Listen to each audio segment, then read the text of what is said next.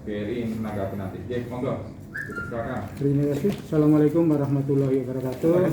Yang terhormat Bapak Sekda, yang saya hormati, yang kita bicarakan saat ini di forum ini yaitu untuk kartu tani. Memang tadi benar apa yang disampaikan oleh Mas Kaji Mahfudin, itu kartu tani itu ada itu sejak 2017. Hanya efektif itu sepertinya dibangkitkan lagi 2020.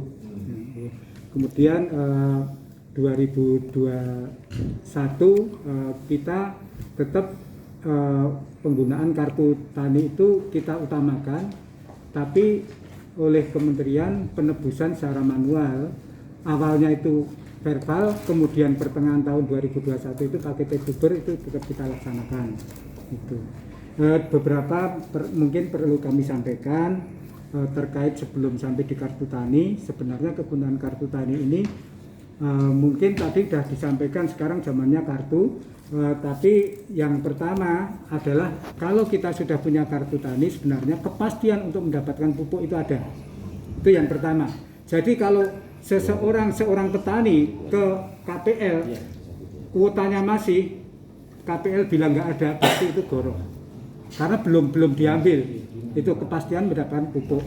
Kemudian kepastian untuk harga itu bisa didapat juga, harga sesuai dengan HET.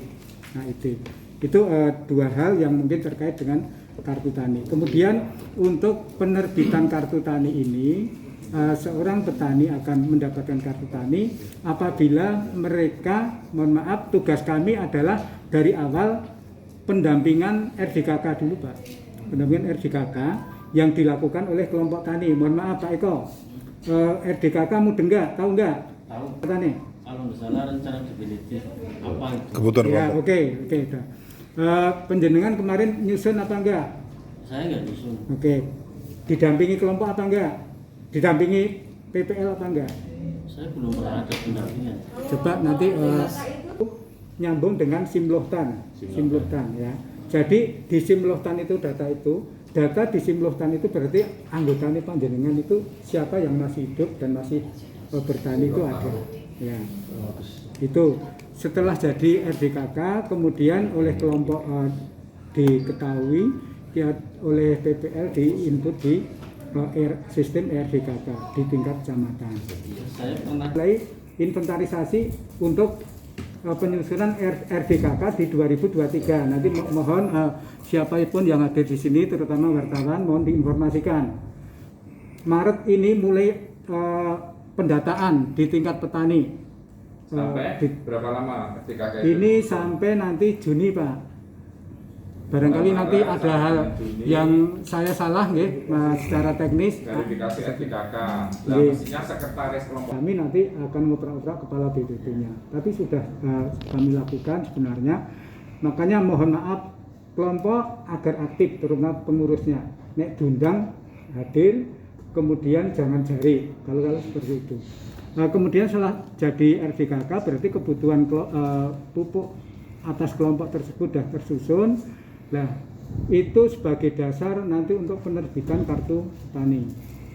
Dikabulkan keseluruhan atau enggak dari RDKK itu? Berarti persyaratan untuk RDKK yaitu maksimum kepemilikan itu 2 hektar, Pak. Oh, ada ya. Ada. Sawahnya berapa? Kita punya Oke. 5 hektar didaftarkan, ya enggak dapat, jangan sakit hati ya. Karena juragan tani jenengan ya. Tanah sebanyak itu. Iya, enggak, ini maksudnya karena penjenengan selaku ketua nanti bisa diinformasikan. Pakai tupi pajak. Maksimum pendaftaran. 2 hektar, kemudian ada istilahnya apa? SPPT itu ya. SPPT, nggih. SPPT kemudian KTP, fotokopi.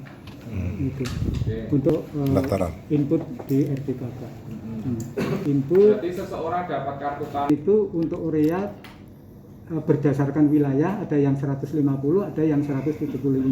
Tapi tahun ini itu rata-rata naik 275 untuk ureanya. Kilo Iya, kilo per hektar. per hektar untuk urea. Naik.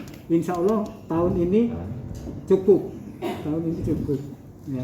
Kembali ke kartu tani, setelah petani-petani tersebut secara berjenjang dari kelompok ke kecamatan, kecamatan kabupaten, kabupaten ke provinsi, provinsi pusat.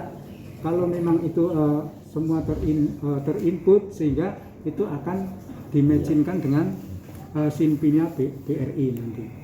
Nah, untuk kemudian itu kan RDKK itu kebutuhan ya Pak Sekda, Bu As. Padahal kemampuan pemerintah itu tidak bisa mencukupi semua kebutuhan apa yang diajukan oleh petani melalui RDKK tadi, sehingga muncul subsidi itu Pak. Subsidi itu berarti rata-rata di bawah RDKK. Subsidi pupuk umpamanya urea. Kebutuhan kita umpamanya 100.000 ton. Mungkin kemampuan pemerintah mensubsidi hanya tadi ya 80% apa berapa. Jadi ya itu yang kita alokasikan nanti ke petani yang dibuat oleh untuk provinsi kepala dinas yang membidangi pertanian, kemudian untuk kabupaten kota kepala dinas yang membidangi pertanian di kabupaten kota. Mulai 2022 ini keputusan alokasi yang pertama itu di provinsi oleh gubernur, kabupaten kota oleh bupati atau wali kota. Kebetulan untuk Kabupaten Brebes sudah diterbitkan ya Pak Joko dengan keputusan bupati nomor 55 tahun ini. Ya. Tentangnya ya pupuk bersubsidi lah. Ya. Total alokasi? Total alokasi nanti bisa dimuat di website kita bisa nggak? Ya, itu terinput, kemudian angka yang di RDKK dimasukkan oleh BRI di angka SINP ya, itu nanti akan kita tuangkan di kartu tani tersebut.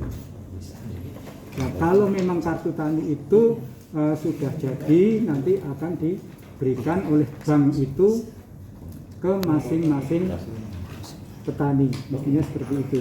Jumlah mohon nanti bisa ditambahkan sedikit. Tahun ini masih kosong, mungkin apa reject dari bank atau mungkin memang belum dimasukkan ya. Tapi insya Allah tidak hilang, kuota yang ada itu tidak hilang. Nanti nanti ini panjenengan bawa ke PPL, nanti biar dibantu. Tapi tolong tidak semua PPL itu mungkin mengampu ya, karena kita ada tiap kecamatan itu ada admin kartu tani, jadi yang tahu persis itu. Jadi jenengan transaksi hari ini di kartu tani, meskipun jenengan nggak bilang, kami sudah bisa baca, teman-teman admin itu sudah bisa baca. Oh Pak Eko tanggal 18 hari Jumat ini telah menebus taruhlah 80 kg urea, nanti terbaca itu, terekam di dashboardnya bank itu. Nah, kemudian nanti yang kuota kosong bisa menghubungi PPL nanti biar diidentifikasi karena apa. Kemudian kalau masalah lupa PIN, kemudian kartu tani rusak, kemudian hilang itu nanti ranah BRI biar menyampaikan. Nah kami